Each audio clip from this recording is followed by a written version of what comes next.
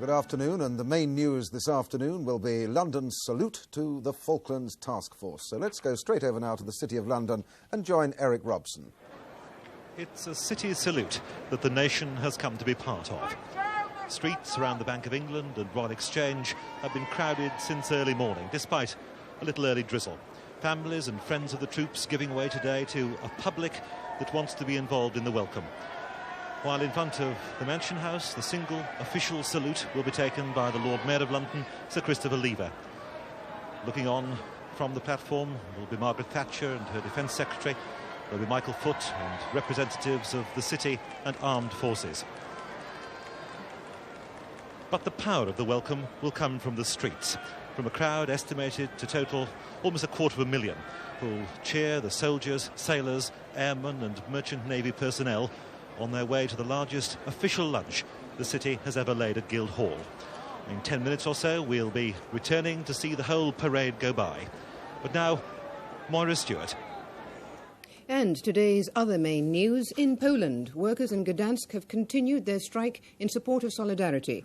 And as the Financial Times index reaches even higher peaks, there's a hint that next month's cut in the mortgage interest rate might now be even bigger. Shipyard workers in Gdansk, northern Poland, have resumed their protest strike against the banning of their union Solidarity. This morning's 6 o'clock shift at the Lenin shipyard have been refusing to work for the second day running. And at 9 o'clock, police moved in to seal off the area. The streets in the centre of Gdansk were this morning reported to be littered with stones and remains of barricades after confrontations yesterday evening between demonstrators and the police. Tear gas and water cannon were used. A report by our Europe correspondent, Tim Sebastian. This morning, witnesses at the Lenin shipyard said the strikers were now pushing just one demand: the release of Lech Wałęsa, still detained at a government villa in the southeast of the country. As the unrest in Gdansk went into its second day, the Soviet Union gave its indirect reaction.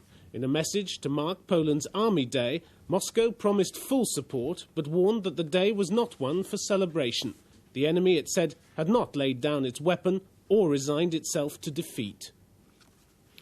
Here at home, yesterday's boom on the London Stock Exchange continued at first this morning, and after the first half hour's trading, the Financial Times share index reached a new all-time high of 611. But then investors paused for breath, and the index at noon was up only 0.7 at 606.8. The building societies had a good month in September. Their net income was £668 million, the second highest amount ever. And they promised a record amount to home buyers. This has raised hopes of another cut in interest rates next month. Similar hopes about interest rates have given a tonic to the New York Stock Exchange. The main share index there crossed the 1,000 mark yesterday, and the market closed at 25 points up. The boom follows an easing of controls on the money supply by America's central bank. Fresh attacks on the government over unemployment were made this morning at the Social Democratic Party's conference in Cardiff. The party president, Mrs. Shirley Williams, said there would be no victory parades for the jobless generation. Our political correspondent, Noel Lewis, has been following this morning's events in Cardiff. That wasted generation was often educated in overcrowded schools, sometimes taught by inexperienced teachers, and above all entered the labour market just as it was hit by a recession that's still getting worse. Few of the members of that young generation have the skills needed by the new technologies. Unless urgent action is taken to improve and alter their position, they could become a source of massive grievance and bitterness within the whole of our society. The SDP policy for unemployment involves VAT and tax cuts with a balanced increase in public spending. Bill Rogers claimed the party could reduce the jobless total by 1 million over 2 years, but the Prime Minister was complacent. We condemn Mrs. Thatcher for her huge complacency about the gravest economic and social problem which Britain has faced for half a century. She says that she will not change course. She boasts that she will do what needs to be done. But what she is doing is destroying the lives of our people and the future of our children. 3 million men and women bear witness to her folly. The Social Democrats consider that reducing unemployment is more important than reducing inflation. One man, out of work for 2 years, gave a dire warning. No solution is offered by Tory talk of one nation. We are now one split nation, with a huge gulf dividing the employed from the unemployed. And unless the unemployed see the prospect of some hope sometime soon, we risk national anarchy and begging in our streets. This conference is only consultative. There are no votes, no decisions to be taken. But the audience today was even smaller than yesterday, less than 400, including journalists. The organisers are hoping for a better response when they move on tonight to Derby. Well, after all the excitement of yesterday, it's been a more peaceful day for the newly salvaged Mary Rose. The Tudor warship, brought to the surface after more than 400 years on the seabed, arrived in Portsmouth Harbour late last night amid scenes of celebration. Today she's sitting comfortably aboard the barge that brought her in. And from Portsmouth, Bruce Parker reports. The Mary Rose was brought back to the safety of Portsmouth Dockyard only after urgent repairs had been made to the damaged leg of her lifting frame. Although the major part of the structure has been brought to the surface, the bow is still on the seabed. It was cut off by divers earlier this year because it was too fragile to be lifted with the rest of the structure. Conservation work will start immediately. We're hoping by the end of today to have the outside of the hull semi-wrapped in polythene to cut this drying wind out and to set up a temporary sprinkler system to keep the whole of the wood damp. Presumably the structure is very vulnerable to the elements now. Oh, very, very. She's been underwater for over 400 years and we have to keep her damp so that she doesn't dry out and begin warping and cracking. Henry VIII's flagship will soon take her place in Portsmouth Dockyard beside Nelson's flagship HMS Victory and be on permanent display to the public next year.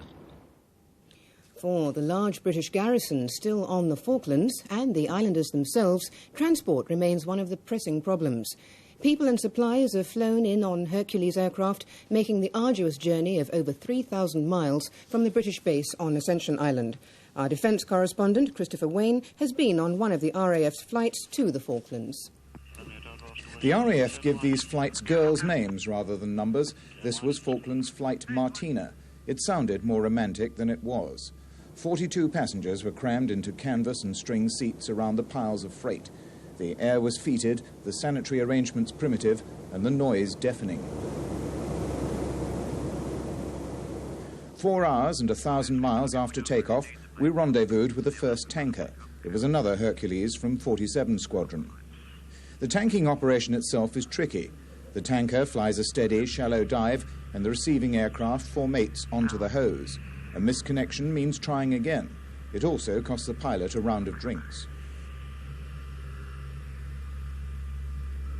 The fuel exchange lasted about 25 minutes, and during that time our aircraft took on more than 10 tons of fuel. It was enough to get us to Stanley, but only just enough. For the passengers, the tanking operation had been a welcome opportunity to take turns to visit the flight deck. Then it was back to the darkness of the hold.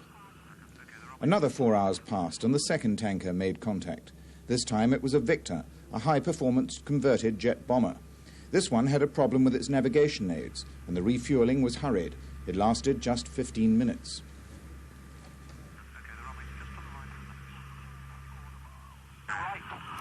Eventually, 12.5 hours after takeoff from Ascension, Flight Martina made its approach to Port Stanley. The airfield had been closed in by flurries of snow, but radar controllers brought the plane in safely.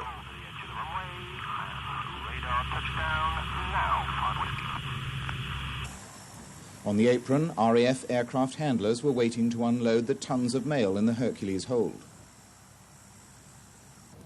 For those who just arrived, it was a chance to sample what passes for spring in the Falklands. Well, now it's time to come back to Britain and to the parade marking the City of London's salute to the Falklands Task Force. More than 1,200 servicemen, veterans of the Falklands campaign, are marching through the city to the Guildhall past Mansion House, where the official salute will be taken. And indeed, the parade is now nearing our outside broadcast cameras, so let's go back to Eric Robson. On a grey, cold and now rainy morning, they began to gather early. Tens of thousands have come from all over the country to share the City of London's salute to the South Atlantic Task Force. The single official salute at Mansion House will be taken by the Lord Mayor, Sir Christopher Lever. On the platform in front of Mansion House with him, Margaret Thatcher, Minister of Defence John Nott, Admiral of the Fleet Sir Terence Lewin, former Chief of Defence Staff. And the crowds lining the streets now, looking to the skies as they hear the first rumble of the first fly past that will mark this city salute.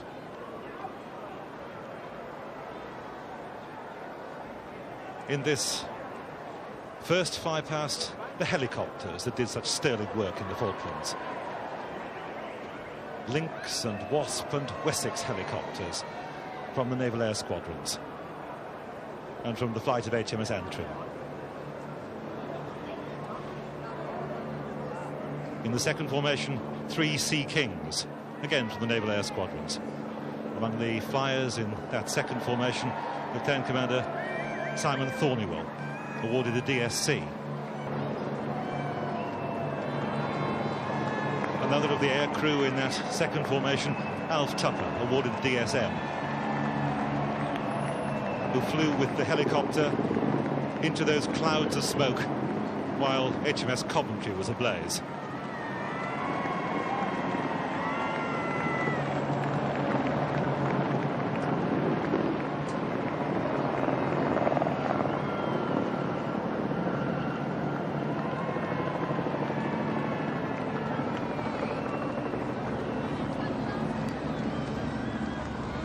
Three Gazelles from 3 Commando Brigade Air Squadron.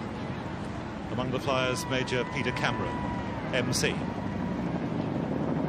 The Scout helicopters from 656 Squadron Army Air Corps. And the 3 Chinooks from 18 Squadron RAF.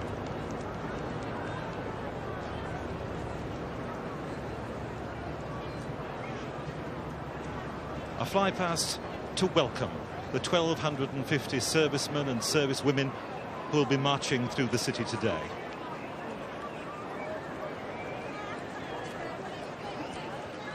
Crowds estimated 250,000 have come here to join the official party to give their personal welcome to the troops of the task force. It's been one of the biggest security operations since the royal wedding. Every street, every vantage point crammed. There we see Major General Sir Jeremy Moore, commander of the land forces in the Falklands. Sir Michael Beetham, Alderman Sir Peter Gadsden, Cecil Parkinson, glimpse of Michael Foote behind the railings.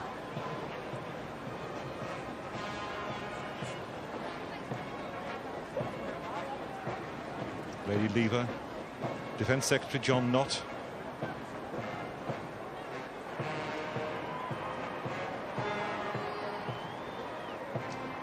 Rear Admiral Sir John Woodward, the commander of the Naval Task Force.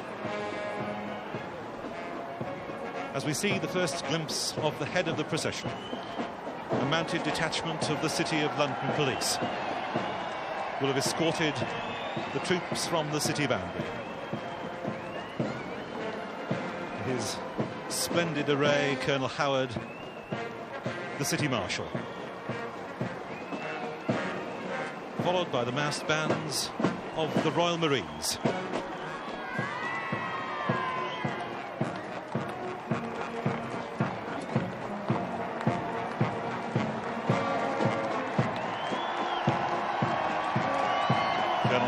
Deputy Marshal setting the pace.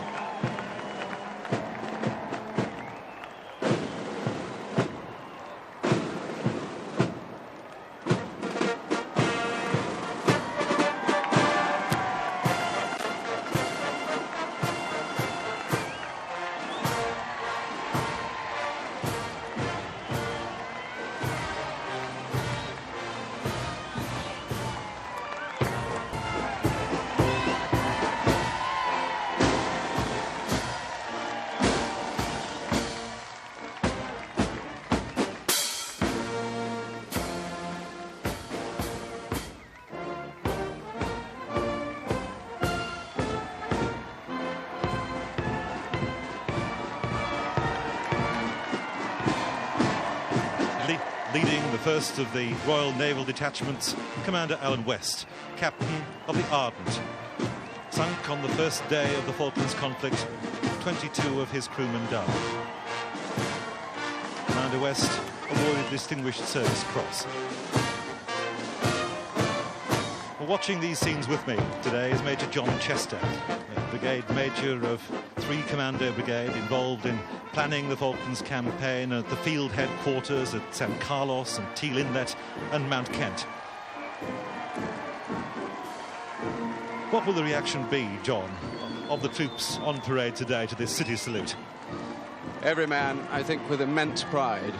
Every man out there now is marching at least 2 inches taller. It's something they'll never forget in their lives.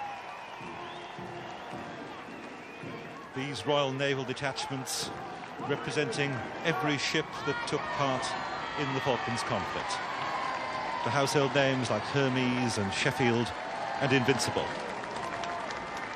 Less well-known names like Fort Toronto and Geestport and Yorkshireman and Baltic Ferry and St Edmunds and Saxonia. Everyone represented here today.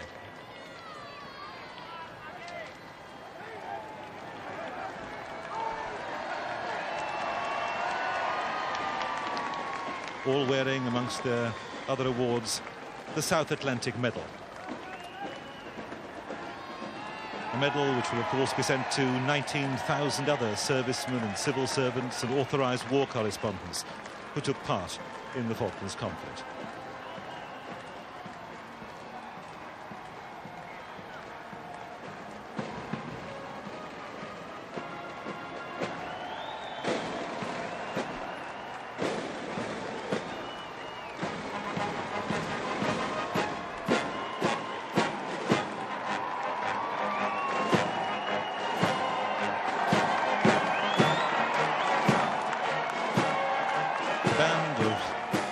Royal Marine Commando Forces.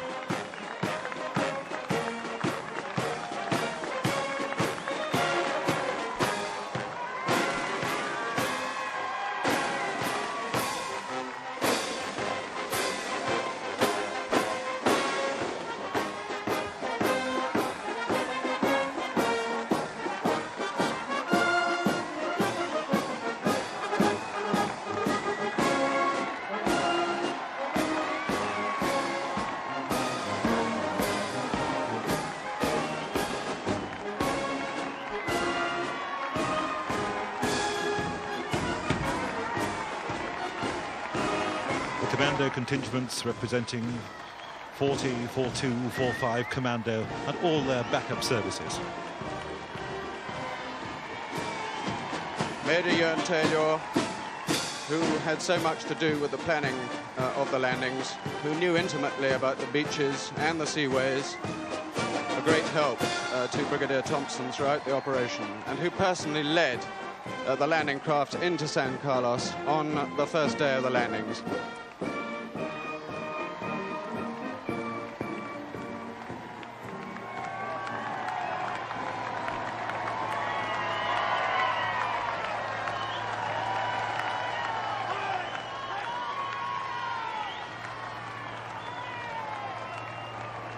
The Royal Marine Mechanised Detachment.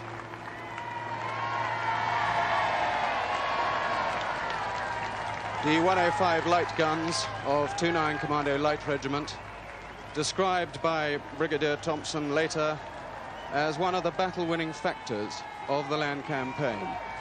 These guns crushed the enemy's morale and arguably raised ours.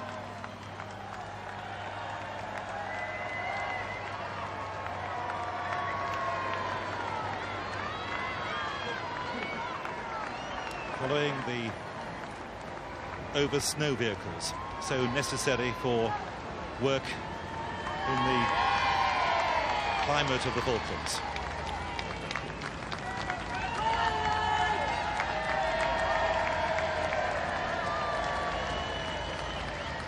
The rigid raiding craft of the raiding squadron, following up behind the bandwagons, used both as resupply craft and towards the end of the campaign to insert small parties in a supporting attack to take Stanley. And everywhere, each of the servicemen in this parade awarded the warmest of welcomes. Despite the rain, despite the grey morning, there are flags and there are slogans, and they're singing all along the route.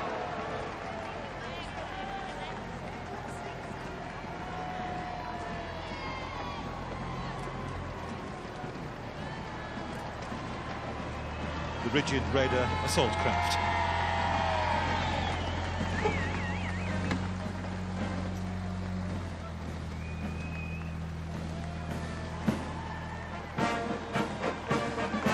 Combat engineer tractor, which was used to dig field defensive positions, and in particular building a bunker position for the brigade headquarters of 3 Commander Brigade.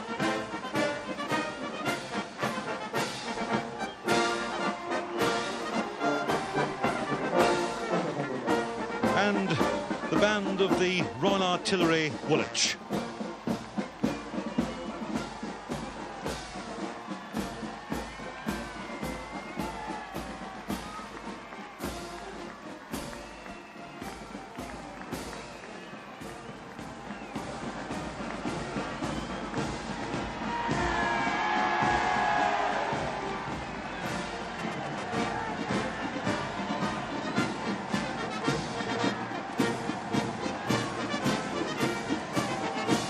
Leading the parade just there, Major Davis, MBE.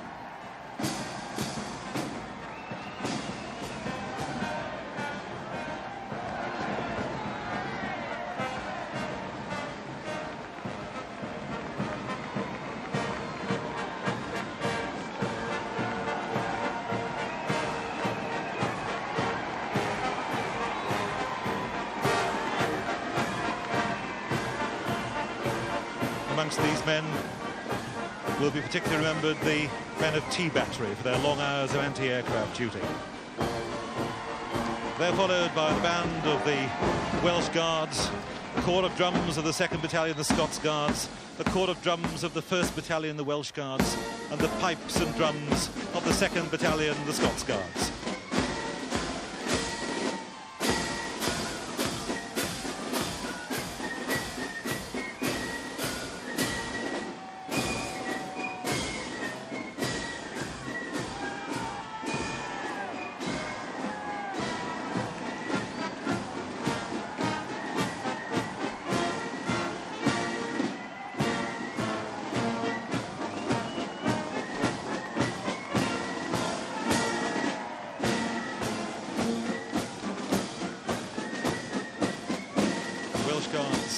Scots Guards.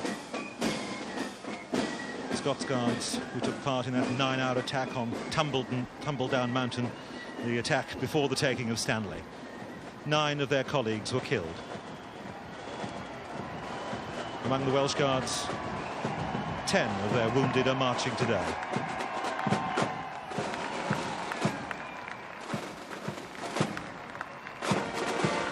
The band and drums of the 2nd and 3rd Battalions, the Parachute Regiment.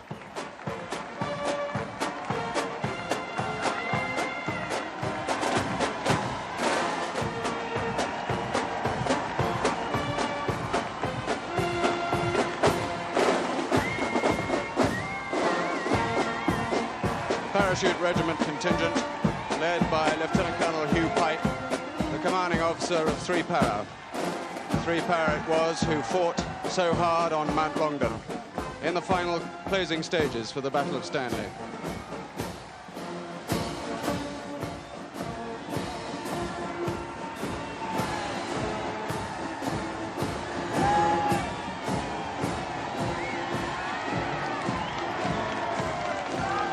Lieutenant Colonel Hugh Pike, CO of three-para DSA, and of course to the parachute regiment fell the honour of the two VCs of the Falklands campaign, Colonel H. Jones of two-para and Sergeant Ian McKay of three-para.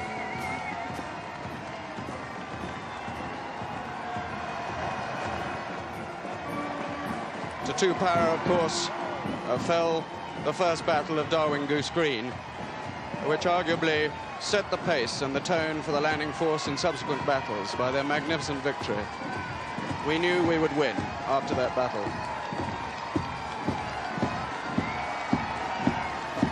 First Battalion, pipes and drums of the 7th Duke of Edinburgh's own Gurkha Rifles.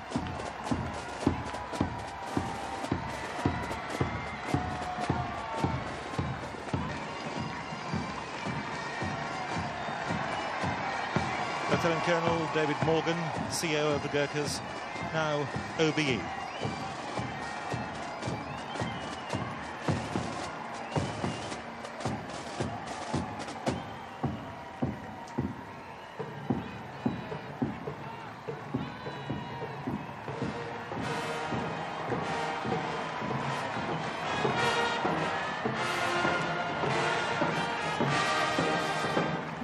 The mounted band of the Blues and Royals.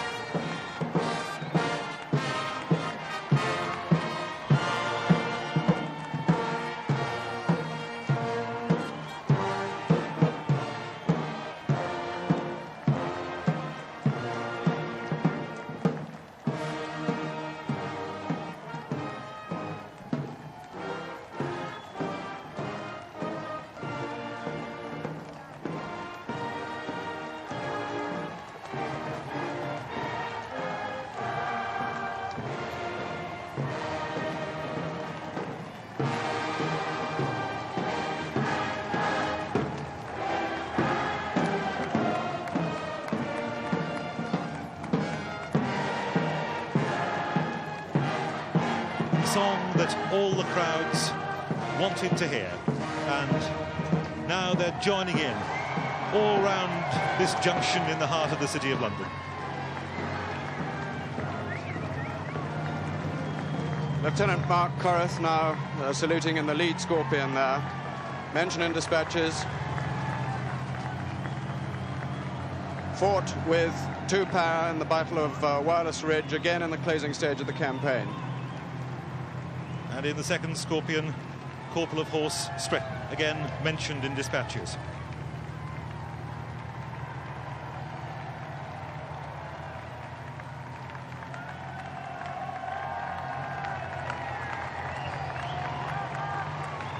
The Scorpions and Scimitars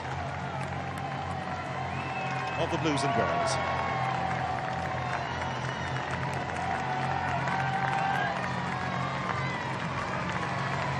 John, you mentioned before the role of the 105 guns, but if there was a mechanised hero of this affair in the Falklands, it was surely the Rapier missiles. Yes, I think anybody who was in the landing force ashore would have to agree with that. Once they were set up, a most potent weapon which defended our airspace. Excellent performance.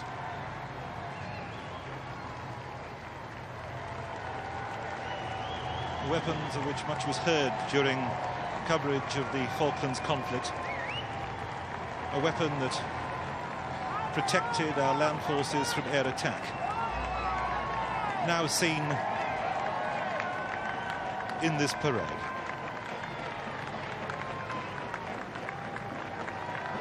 These are actually the weapon systems of T-Battery, who landed in the first waves on the 21st of May in San Carlos. View of Sir Christopher Lever and the Prime Minister, as the procession streams by on its mile-long journey to lunch at Guildhall.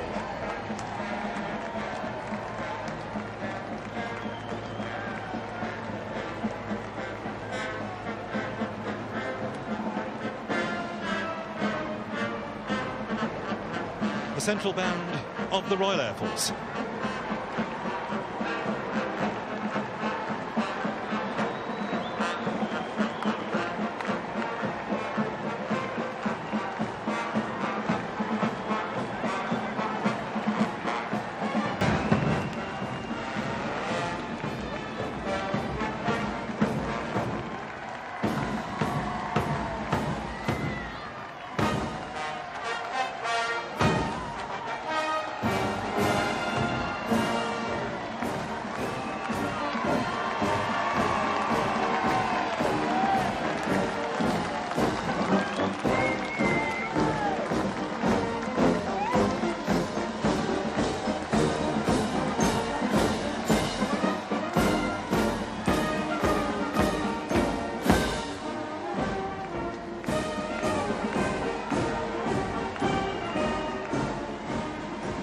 John, one of the features of the Falklands conflict was surely that none of the services could have done it on their own.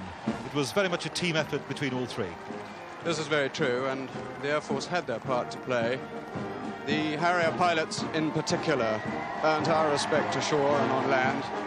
Not very many of them, but by golly, they made it count.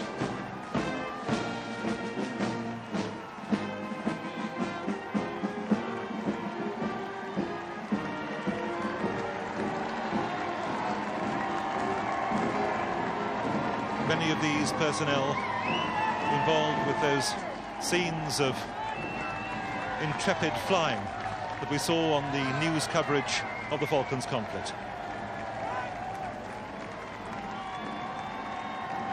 Lord Mayor flanked by former Chief of the Defence Staff, Admiral of the Fleet Sir Terence Lewin, who of course retired on the 1st of October to be replaced by Sir Edwin Bramwell.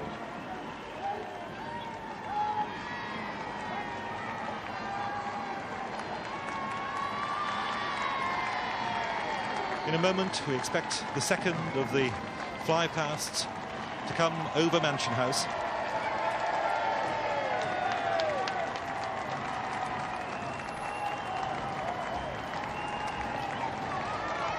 To conclude this first part of the city's salute to the task force. Last time the city organised such a salute was in November 1949. When they honoured the survivors of the crew of the frigate Amethyst that escaped, damaged down the River Yangtze under heavy communist battery bombardment. But we see the second of the flypasts. 3 Vulcan bombers from 44 Squadron RAF.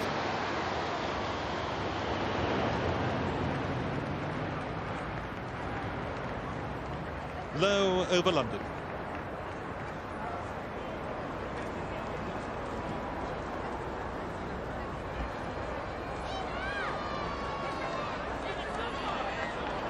The Victors, refueling tankers, and the Vulcans.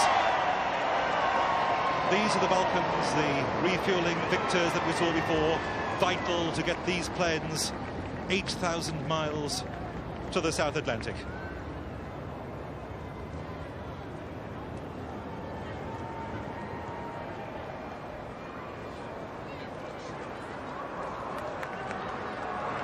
The Nimrods of 120, 201 and 206 Squadrons RAF.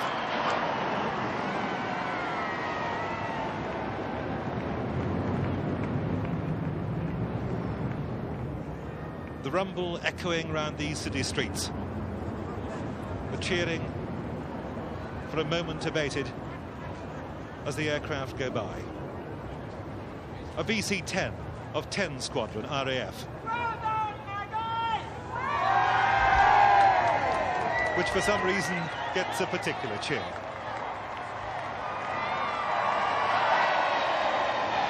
These planes, like the smaller military equivalents that flew in appalling conditions.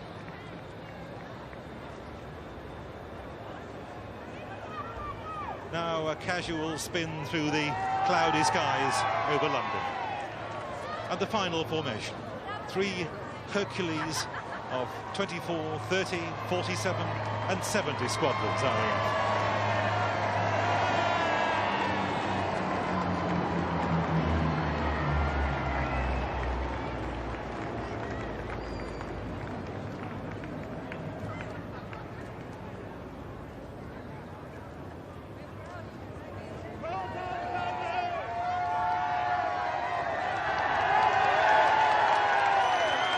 As the Hercules go away to the distance, the cheering begins again.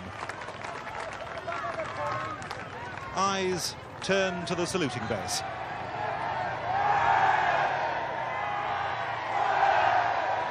Cheers for Margaret Thatcher. Cheers for Sir Christopher Lieber, the host at this salute to the task force.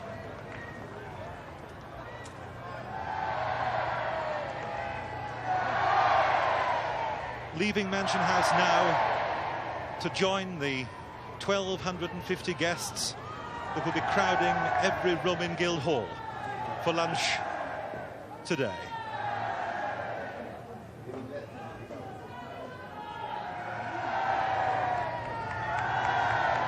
And even though the Prime Minister and the service chiefs have now left the rostrum, the cheering continues.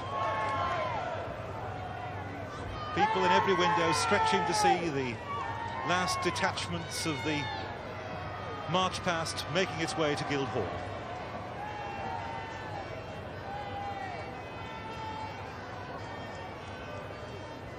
A thousand different sorts of patriotism. So the City of London has added its own tribute to the honours already received by the 28,000 men and women who travelled to the Falklands and fought and planned and provided the vital backup services. It's a city celebration that the nation has come to be part of. Crowds that really wanted today to be regarded as a victory parade. There has, of course, been the long shadow of the men who died in the campaign across today's event. But they're remembered in military honours and, more important, in the imagination of the people who came to be with the troops in London today. And while the details of the campaign will fade, the national celebration we've seen here today will remain a proud moment in British history. And your commentator at the City of London's salute to the Falklands Task Force was Eric Robson. Quick time check, it's coming up to 1:10. And that means it's time for today's weather prospects from Michael Fish.